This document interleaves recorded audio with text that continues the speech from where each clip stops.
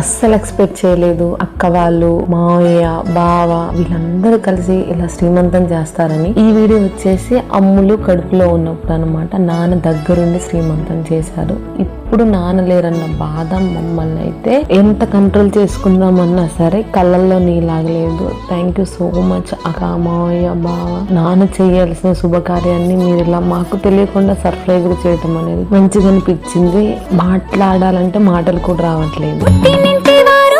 దగ్గరుండి ప్రేమ తోటి పురుడు